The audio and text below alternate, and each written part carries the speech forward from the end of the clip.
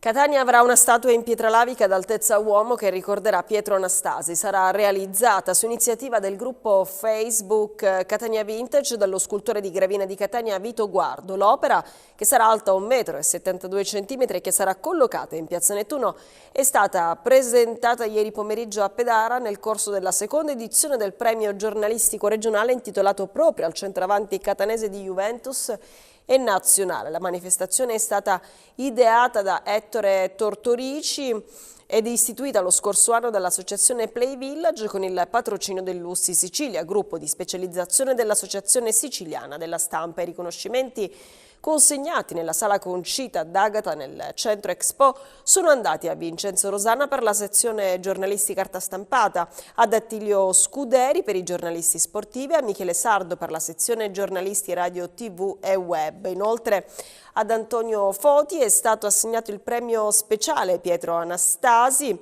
A consegnarlo Tiziano Anastasi, nipote di Pietro, il segretario di Assostampa Catania. Filippo Romeo è invece premiato tre ex calciatori, Giuseppe Gitto, Franco Colombo e Carmelo Condorelli, testimonial di un calcio che non esiste più, che nella loro carriera hanno avuto modo di incrociare e conoscere Anastasi. La manifestazione è stata condotta da Ettore Tortorici e Paola Parisi e sono intervenuti il cantante folk Alfio Patti, il maestro Giuseppe Furnari e la cantante Susanna Privitera. Presente anche il sindaco di Pedara, Alfio Cristaudo, con lui gli assessori Leonardo Laudani e Carmelo Mazzella.